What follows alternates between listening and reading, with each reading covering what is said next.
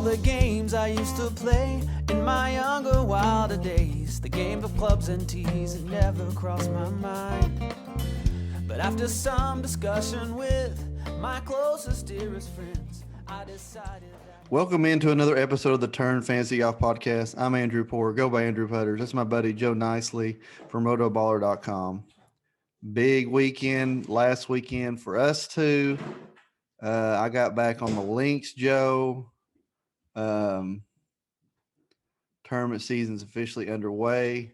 I won what we like to call the working man's flight, the first flight, 2-man tournament up at the country club in Morristown, Tennessee, with a buddy of mine named Michael.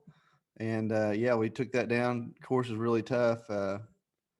Greens were running about a 12, undulated small greens. But Joe, you had a big weekend too. Tell the listeners what happened to you this weekend. Yeah, man.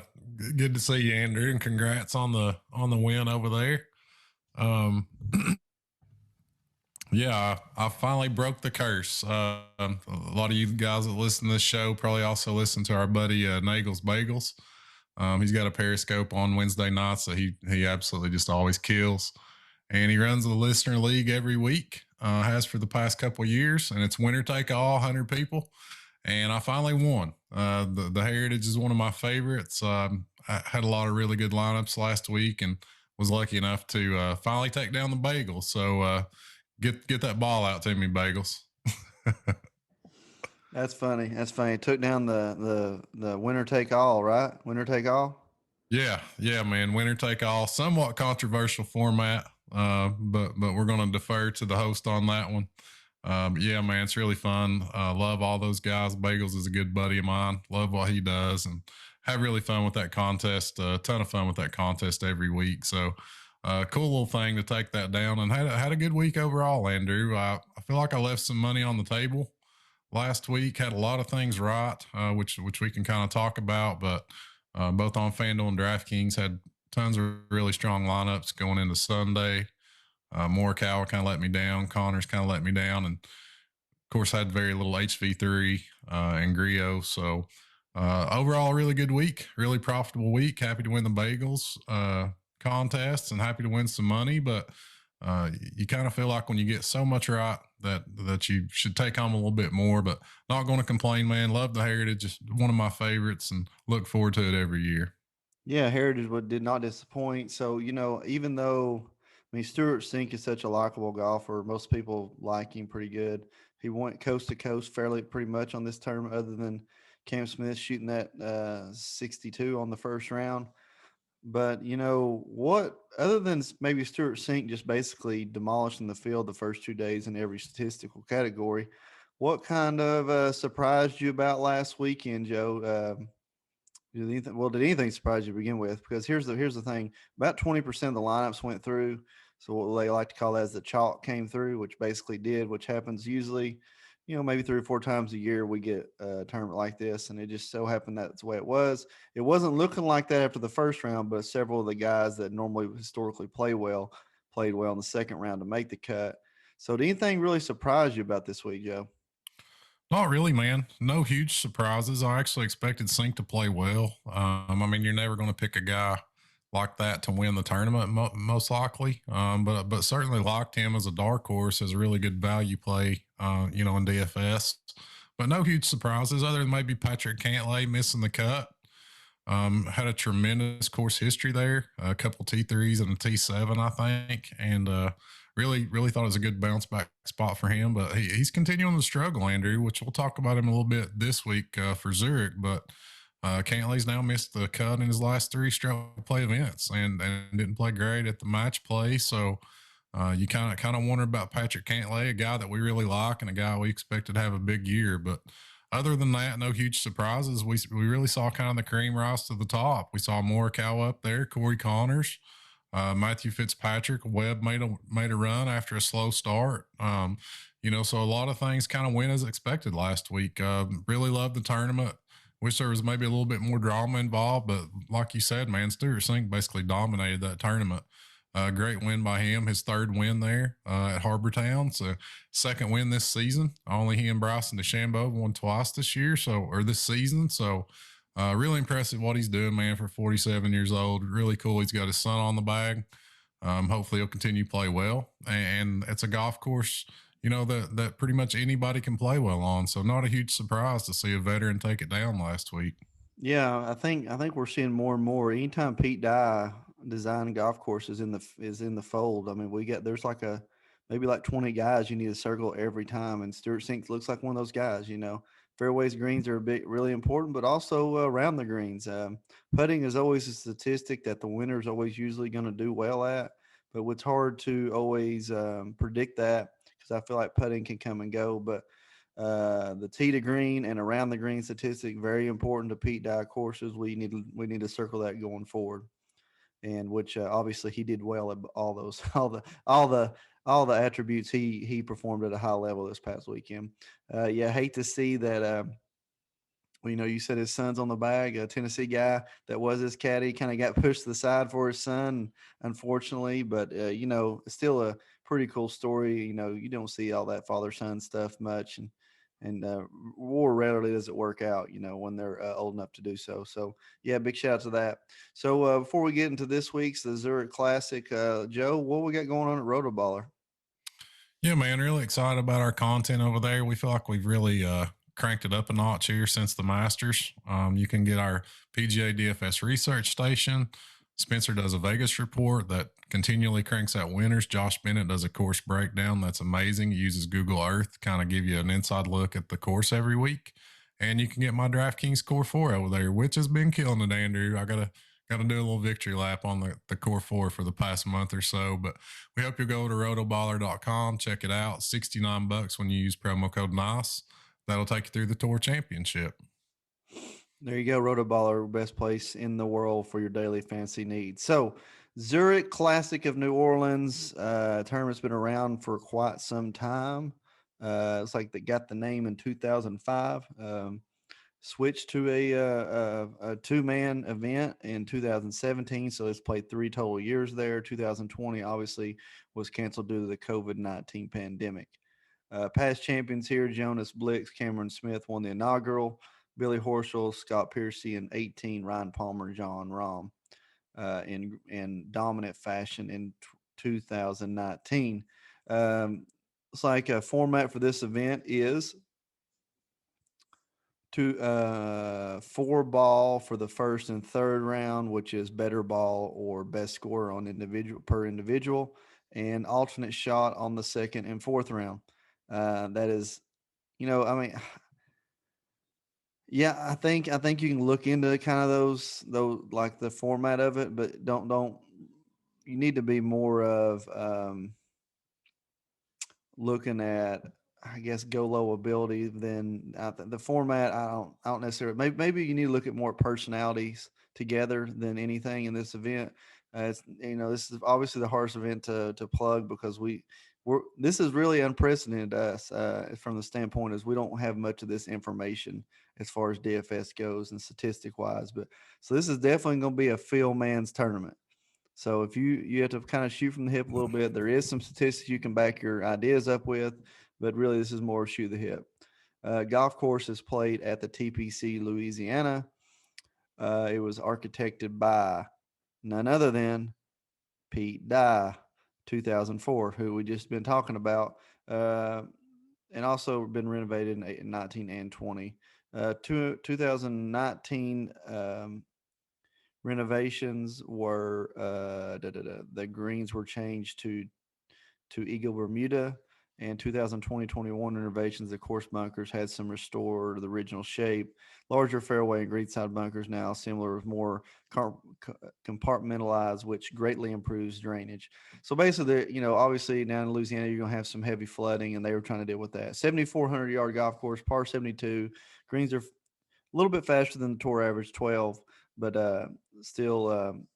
And Bermuda throughout, different types of Bermuda throughout the whole golf course. So like I said, Joe, all that being said, all that information I just threw at you, can we almost wad up statistics and throw it out the window and just shoot from the hip on this tournament? Yeah, I think you can, Andrew. I think you hit the nail on the head when you said, you're kind of going by feel this week. Statistics are tough, especially when you're trying to judge two guys on a team. You're also trying to figure out how those guys are going to play together. Are they going to gel? Have they played together in the past? So that's kind of more what I'm looking at this week than kind of just raw statistics. You can certainly go to course history and lean on that, especially if guys have played this event together in the past. We've got several of those kind of teams in the field this week. We've also got guys that played it, when it was an individual event. So you can look back at that kind of 2016 and back to see who played well here then. But yeah, man, just a lot of different dynamics at play this week when you take into account these guys are playing as a team. It's on an individual thing. You also got to toss in the DraftKings salary scale, which is kind of weird. It's got each member of each team posted on the salary scale. But make sure when you're filling out your DraftKings lineups that you only click one of those guys because you're only going to get the points for one of them. I'm not really sure why DraftKings did that. Maybe it's so you can look at each player's game log. I'm guessing. But it looks like it would have been easier for them to just list each team, on the salary scale. But as we're about to dive into it, Andrew, it's kind of a tough salary scale, man. It runs out really quickly if you kind of get any of the marquee teams. You don't have much money left, it feels like. So just a lot of tricky things. My advice would be, we all love PGA DFS. We all want to play every week. I'll certainly be tossing some lineups in, but I'm kind of looking at this week as, have some fun, relax a little bit. We've had a huge stretch of golf and we've got a huge stretch of golf coming up. So maybe take a little bit of a breather this week, just have some fun, look at it as entertainment value. Certainly cut back. I will personally be cutting back on my normal weekly investment this week and kind of just hang out, have some fun with it, man. Yeah, absolutely. I agree 100%. This is going to be let's do it kind of a fun thing, throw some things in there, get a sweat for the weekend. And for the most part, DFS, that's kind of what it's built for, right? It's built to put more eyes on the game and just have fun with it. So let's just get right into this, Joe. We're not going to hit on as much this week as we normally do because, like Joe said, there's really not as much statistics to talk about, or we've been talking, there's not as much statistics to talk about, but we'll hit on a few teams that we like or dislike and some people maybe had some good history at this event. So right out of the gate, I think there's probably, maybe four teams that are really, well, I mean, four teams really, if you look top to bottom, are the cream of the crop. You got Cantlay, Xander, Rahm, Palmer, who's defending champion, Wolf, Morikawa, and Cam Smith and Leishman. After that, I feel like it drops off, Joe. And what's interesting here of those four teams, you have to think about all four of these teams are, we didn't know that Ryan Palmer and John Rahm had a friendship until they talked about it on this tournament like 2 years ago when they won. But you got to think Cantlay, Schauffele, they played golf together since they were 9 years old. Wolf and Morikawa, they came up through the rookie ranks together. And we know Cam Smith and Leishman play a lot of golf together. So where are you at on those top four? Yeah, man, like you mentioned, just a lot of I would certainly classify this as kind of the marquee teams, right? Xander and Cantlay certainly feel like the strongest team on paper when you look at them as individuals, what they're both capable of, and the quality of players that they are. You kind of got some Ryder Cup, President's Cup team dynamics here. We saw them play together at the President's Cup back in Australia a couple years ago. So, that's probably a relationship that grew out of that. I think Cantlay had played this event with Patrick Reed in the past. So kind of interesting that he's teaming up with Xander. And that's kind of another thing as we get through the salary scale, Andrew. It's just kind of neat to see who these guys team up with, kind of who they've played with before and if they've changed and why did they change. Just kind of a cool little thing about this event. But yeah, I think Cantlay and Xander certainly stick out as the strongest team on paper, kind of when you add up the individual parts. As you mentioned, Rahm and Palmer, defending champs from 2019, both certainly played excellent golf yesterday, and you have to over the past year, and you'd have to consider them one of the favorites this week. And another thing, Andrew, we kind of hadn't touched on is this is basically like winning a PGA Tour, a regular PGA Tour event for these guys. Both guys get exemptions. And we saw this kind of kickstart Ryan Palmer's resurgence, really. When he and Rahm won this, it got Palmer in a lot of events, took a lot of pressure off of him, and he's certainly played well since then. So that's something we want to keep in mind as well, that, these guys have got exemptions on the line. But Rahm and Palmer are a strong team. Morikawa and Wolf certainly extremely talented. Even though Wolf's kind of had his issues this year, I don't really know where to put him. And Morikawa had some issues on the greens Sunday. Trust me, I was keeping a close eye on him.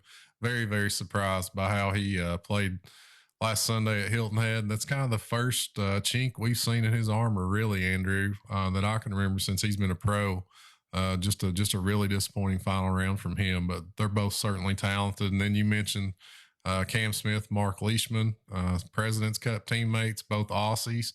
I think that's something we can look at. These guys that are kind of fellow countrymen teaming up, you have to figure there's a bond there. So yeah, if I had to pick a team, I'd probably go. I'd probably go Ron Palmer up here, Andrew. I know Cantlay Schauffele just seems like a beast on paper, but some issues with Cantlay lately, and I just kind of really like the dynamic between Rahm and Palmer, and I like how they're both playing. Yeah, I think definitely they're the two best on paper. I think this week you really, like I said, we're going to say it's a lot, shoot from the hip. But I think for me, if I decide to do anything with it this week, that it's going to be more of maybe put some teams in there that nobody else is putting, try to be a complete contrarian. And so I'm actually, surprise, not going to roster anybody from this group that we've already talked about. It's actually really tough to, Andrew. When you start trying to build a lineup, it's actually really tough to go up there this week. I feel like I've just been tinkering around with it a little bit this evening. We're doing this on Monday night, so things kind of can always open up as the week goes on, and you kind of find your groove with your lineup construction. But it seems really tough to spend up this week and still feel like you're putting a good lineup together. Yeah, I mean, so here's the hard part. Not only are you picking 6 guys, but you're picking 6 guys and their teammates. So you have to find 12 guys that you like for a lot of different reasons, especially the jail factor. The course is it's a long golf course. So in that case, I'm probably rostering just with this. Just for this scenario only, is I like the dynamic of Bubba Watson and Scotty Scheffler. Bubba Watson won here years and years ago. He is he's never been known as never been thought of as a great alternate shot player, but everybody that plays with him in the team events in the Ryder Cup, they love playing alternate shot with him because they've never been this close to the green before on par 4s. And so I think not that I do like Rahm and Palmer, like you said, but I love the Scheffler Watson duo right here. You gotta love the Cam Champ Phenom too. Amount of birdies that team's gonna make, but I'm loving the Watson Scotty Scheffler duo just from the Canarian look from it. Yeah, man, that's a really unique team. Anytime you're talking about Bubba, it takes a special kind of player to play with him just because, his style's so different. But Scheffler certainly can hang with Bubba there. And I imagine they'll play well. But you want to talk about distance, Andrew, and bombing it and guys that can go low. Let's talk about this Tony Finau Cameron Champ team. Tony Finau always played in this event with Daniel Summerhays, who retired, I believe, from professional golf. Tony's got a lot of connections to the Summerhays family. But he's moving into a pairing with Cameron Champ. Man, you talk about exciting. What could happen with that pairing? That's just one to kind of circle. I feel as it feels like a boom or bust kind of combination there with those two, but certainly exciting and intriguing. And then Billy Horschel, who's just been an absolute beast on this golf course, won this event back when it was an individual event, and he's won it as a team event. Won it with Scott Piercy, but now he's playing with Sam Burns, who's a Louisiana guy, very, very familiar with this golf course. Piercy and Horschel kind of wonder what happened to that little pairing that they've split, but I'm sure one couldn't stand the other. I don't know if I could be around Billy Horschel for very long. But anyway, Sam Burns is biting the bullet. He's going to take the chance and play with Billy this week, and that's certainly a team you have to look at and respect right there, with what Horschel's done on this course and with what you have to imagine Burns' familiarity being from Louisiana. Then you got Willett and Hatton, a couple of Englishmen playing together. That's very interesting. Hatton's kind of been up and down this year, and Willett, same, up and down a little bit. And then Chris Kirk, Brendan Todd, the Georgia boys. Talk to me a little bit about Chris Kirk, Andrew. I filled in for you last week with the Kirk Hart play. He came through huge at Hilton Head, played extremely well. Brendan Todd, really nice kind of fit with these two. Both very accurate, neither super duper long. So this is kind of a unique team going back to the college days. So give me your thoughts on your boy Kirk. Yeah. So Brendan Todd almost played Kirk in the one and done, but I couldn't bring myself to put somebody that was such a high cost or odds were so high on winning it in a field like that, because it was a really good field. Should have done it. Tied for 7th. Played great. I mean, I think I might text you or I might tweet it. I can't remember. Basically, if you're from Georgia, South Carolina, North Carolina, and you're playing a Pete Dye course in the Southeast, you got to be rostered. I mean, if you went to college, any of those three, because that's the kind of golf courses you played all the time for 4, 5, 6 years, or maybe even longer than that. But yeah, going forward with the Kirk Todd duo, the course is a little bit long for Brendan Todd, but I'll be honest, man, Chris Kirk does not hit the ball short. He can get to any par 5 out there. He's a player, and I don't really know where this love for him came out of me, but it started, on his road back to recovery, and he won that Corn Ferry Tour, and he's been playing great for about 18 straight months, man. So I love that team. There's several more we can talk about, but I love that duo. Another duo I want to talk about on down. I saw a picture of Vic Hovland and Ventura today when they're 8 years old playing golf and junior tournaments together. You got to love that, especially the price you're getting it at. And two guys that have not played very good golf over the last 3 years, but have done so well historically as a team. You cannot ever count out Justin Rose and Henrik Stenson. I know I'm the vet here talking about all the vets that I love, but they are pretty much unbeatable in Ryder Cup history together.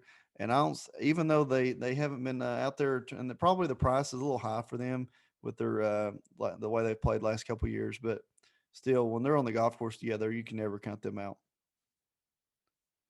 Yeah, for sure, man. And that's, you kind of love when those two veterans get together. You mentioned Hovland and Ventura. Those are Oklahoma State teammates. So that's another kind of college narrative there with those two. Really, really talented guys. Hovland's played tremendous this year. Ventura is kind of disappointed to this point as a pro, but, there's tons of talent there. He was highly touted coming out of Oklahoma State. So cool to see those guys kind of teaming up. You mentioned Rose and Stenson, two vets. What about the guys right below them?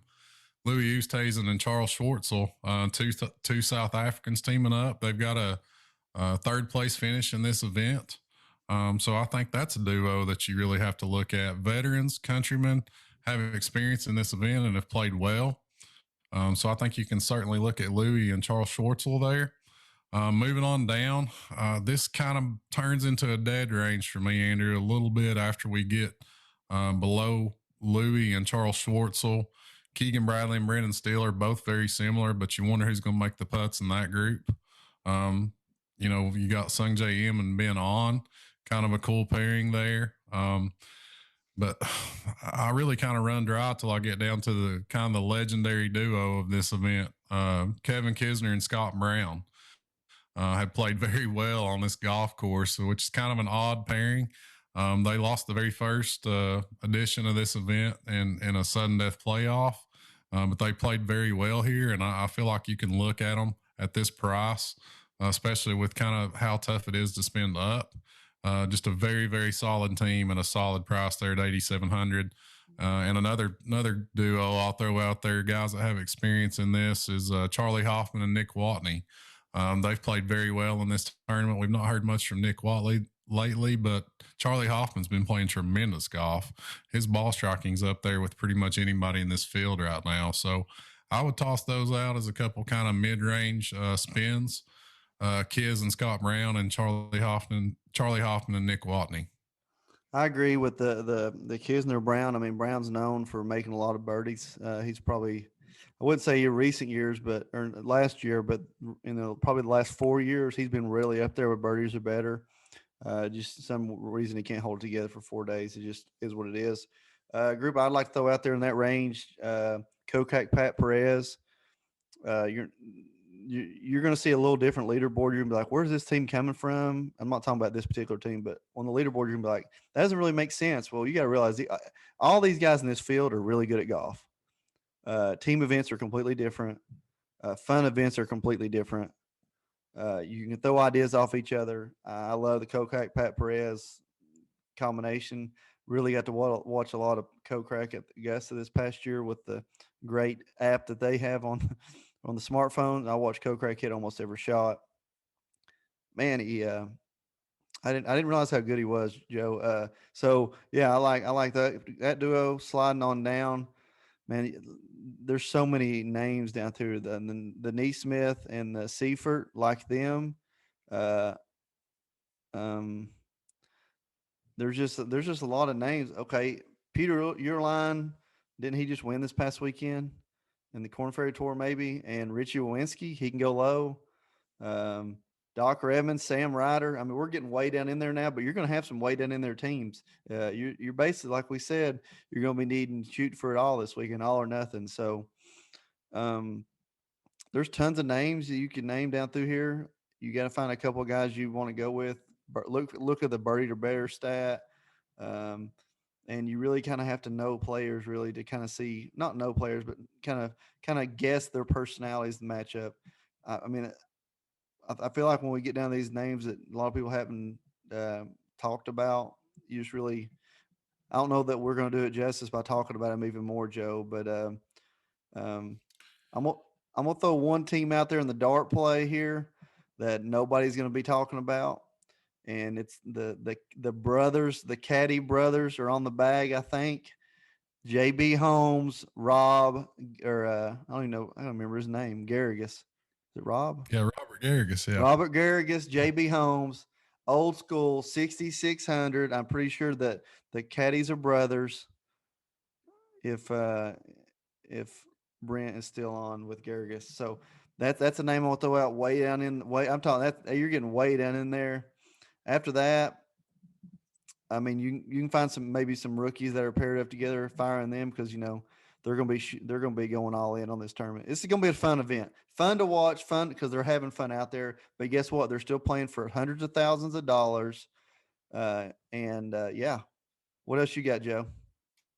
Yeah, man. I mean, you hit on a lot down there, and I think you're right. I mean, I think you can go fishing cheap this week because we do have the team dynamic. We're kind of not just betting on one guy. Might throw out Scott Piercy and Akshay Bhatia. Piercy's got a ton of experience in this event. Like I said, split with Billy Horschel, and Bhatia's a young up and comer that's hungry, and that exemption would mean the world to him that you get with winning this event. So you can certainly look at him, kind of an out of nowhere team I'll throw at you. Seamus Power and David Hearn.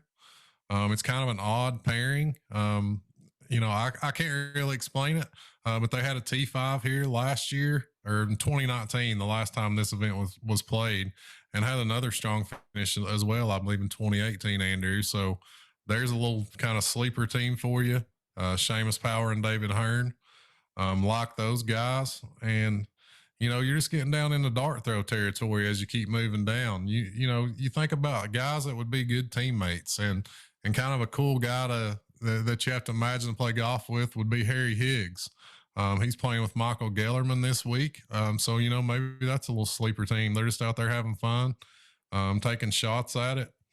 So, it's one of those things. You can look at the vets down there, Greg Chalmers, Cameron Percy. They're a couple of Australians. They've certainly been around the block. You have to imagine played a ton of golf together. So, you can go shopping down here, go fishing down here. If you're wanting to kind of stack one of those power teams up at the top, you basically have to. But don't feel bad about it this week. Like I said, you're not betting on a single guy. You're betting more on a team dynamic, and you can find these guys like a Hearn and a Power. Another team I was going to talk about, Andrew, there at 8K was Cameron Tringali and Roberto Castro. That's a very interesting team to me. We know Tringali's been a beast this year, has been playing extremely well.